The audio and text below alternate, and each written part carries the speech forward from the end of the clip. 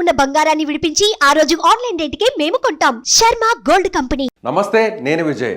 మళ్ళీ కూడా ఇప్పుడు ఏపీకి తుఫాను గండం ముంచుకొస్తుంది. ఇప్పటికే బంగాళాఖాతంలో ఏర్పడినటువంటి అల్పపీడనం ఇది మరింత బలపడి వాయుగుండంగా మారే అవకాశం ఉంది. ఆ తర్వాత వాయుగుండం తుఫానుగా మారుతుందా లేదా అనేది ఒక క్లారిటీ అయితే ప్రస్తుతానికి లేదు. కానీ ప్రస్తుతం అయితే మాత్రం అల్పపీడనం ఉంది. అల్పపీడనం వాయుగుండంగా మారే అవకాశం ఉన్నట్లుగా వాతావరణ శాఖ అధికారులు చెప్తున్నారు. ఇప్పటికే ఏపీతో పాటు తెలంగాణలో 2 రాష్ట్రాల్లో కూడా ఇటీవల గత నెలలో కురిసినటువంటి భారీ వర్షాల కారణంగా అటు విజయవాడ నగరంలో దాదాపు కొన్ని వారాల పాటు జలదిగ్బంధంలోనే అక్కడ ప్రజలు చిక్కుకుపోయినటువంటి పరిస్థితి. అదేవిధంగా ఖమ్మంలో కూడా అలాంటి పరిస్థితులే ఎదుర్కొన్నటువంటి పరిస్థితి తెలంగాణ జిల్లాలో. ఇకపోతే మనం చూద్దాం, వాతావరణ శాఖ ఇచ్చినటువంటి అలర్ట్స్ ప్రకారం ఎక్కడెక్కడ ప్రాబ్లం ఉంది అనేది మనకు మీకు డీటెయిల్డ్గా మ్యాప్ ద్వారా మీకు వివరించే ప్రయత్నం చేస్తాను. ప్రస్తుతం ఇది బంగాళాఖాతంలో ఈ అల్పపీడనం ఇక్కడ కేంద్రీకృతమైంది. ఇది ఈ ప్రాంతంలో ప్రజెంట్ 15వ తారీఖున ఇక్కడ బంగాళాఖాతంలో ఏర్పడింది. ఇది తర్వాత 15, 16, 17 తారీఖులో ఈ 3 రోజుల్లో ఈ అల్పపీడనం మరింత బలపడి ఏ విధంగా ఇది తీరం వైపు భూభాగం వైపు వస్తుందో కూడా మీకు వివరించే ప్రయత్నం చేస్తాను. 15వ తారీఖు తర్వాత ఇది మెల్లగా మరింత బలపడి ఇదంతా కూడా మనం ఇక్కడ చూడొచ్చు. ఈ ప్రాంతం అంతా కూడా చెన్నై, నెల్లూరు, దక్షిణ కోస్తా ప్రాంతం. ఈ ప్రాంతంలో మనం ఎగ్జాక్ట్గా చూసినట్లయితే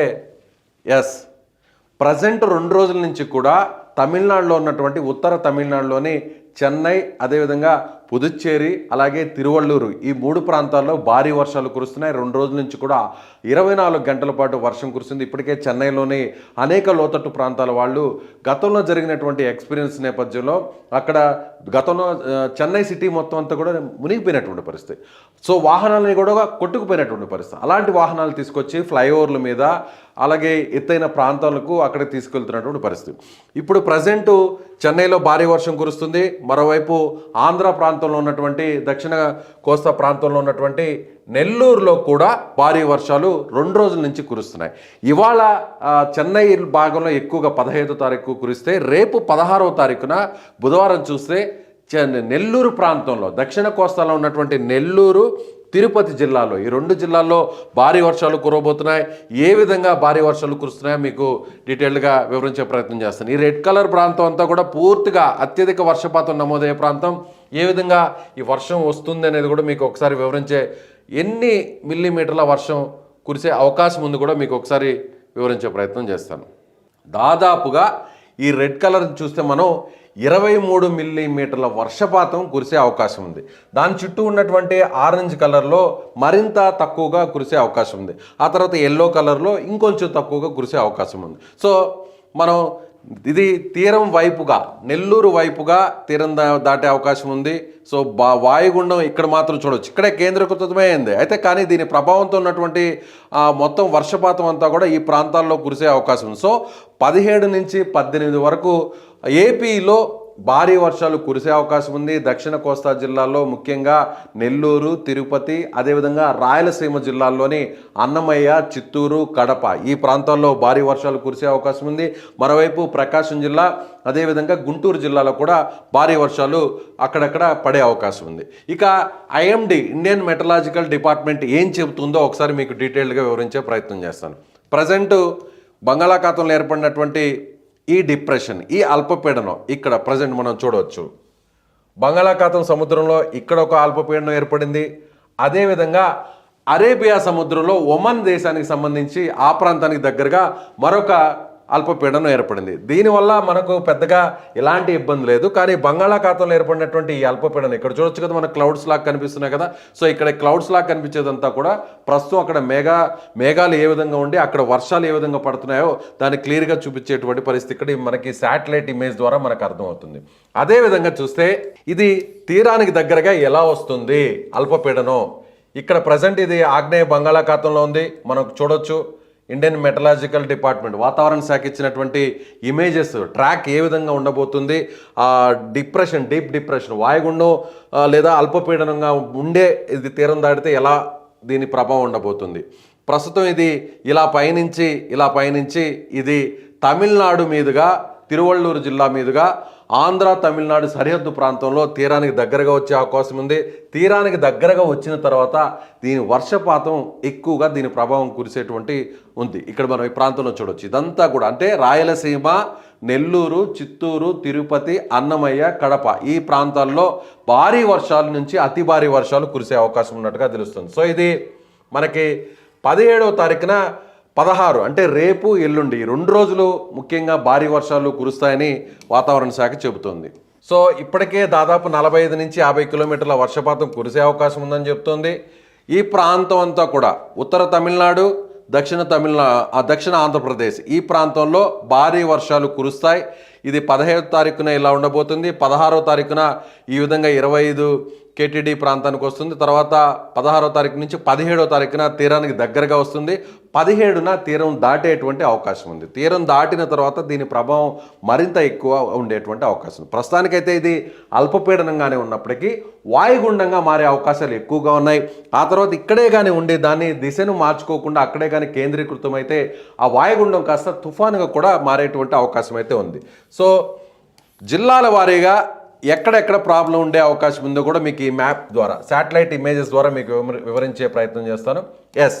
ఇది ఈ ప్రాంతం అంతా కూడా ఈ బ్లూ కలర్ కింద ఉన్నటువంటి ప్రాంతం అంతా కూడా తమిళనాడు ప్రాంతం. తమిళనాడు ప్రాంతంలో తిరువళ్ళూరు జిల్లా అంటే మన ఆంధ్రప్రదేశ్కి ఆనుకొని ఉన్నటువంటి సరిహద్దు ప్రాంతం జిల్లా ఇది తిరువళ్ళూరు. అదేవిధంగా చెన్నై ఈ 2 ప్రాంతాల్లో రెడ్ కలర్లో ఇక్కడ మనకి ఇమేజెస్ కనిపిస్తుంది. సో రెడ్ కలర్ అంటే మనం చెప్పాల్సిన అవసరం లేదు. రెడ్ అలర్ట్ అంటే భారీ వర్షాలు, హై రిస్క్. ఇక్కడ మనం చూడవచ్చు ఇమీడియట్గా యాక్షన్ తీసుకోవాల్సినటువంటి ఇక్కడ ఇండికేషన్ చూపించేటువంటి మార్కే ఇది. హై రిస్క్, టేక్ యాక్షన్, ఇమీడియట్గా యాక్షన్ తీసుకోవాలి, అందరూ అలర్ట్గా ఉండాలి అని. అదేవిధంగా ఆరెంజ్ కలర్లో ఉంటే మోడరేట్ రిస్క్, కొంతవరకు ప్రమాదం ఉండే అవకాశం ఉంది. సో ఎల్లో కలర్లో చూస్తే లో రిస్క్, కొంచెం అప్డేట్గా మనం ఉండాల్సినటువంటి అవసరం ఉందని చెప్తున్నారు. సో ఇక్కడ మనం చూడొచ్చు అటు తిరువళ్ళూరు, చెన్నైతో పాటుగా ఇక్కడ మనం చూడొచ్చు నెల్లూరుకు కూడా రెడ్ అలర్ట్ ఉంది. నెల్లూరు జిల్లాకు సంబంధించి కూడా ఇక్కడ చాలా క్లియర్ కట్గా చూపిస్తున్నారు. తిరుపతి అంటే ఆనుకున్నటువంటి తిరుపతి ప్రాంతంలో ఆరెంజ్ కలర్ అంటే కొంత భారీ వర్షాలు కురిసే అవకాశం ఉంది. నెల్లూరు విషయానికి వస్తే అతి భారీ వర్షాలు కురిసే అవకాశం ఉన్నట్టుగా ఇక్కడ మనకు చూపిస్తుంది. మరోవైపు చూసినట్లయితే కడప జిల్లా కూడా ఇక్కడ చూడొచ్చు, కడపలో కూడా రెడ్ కలర్ చూపిస్తుంది.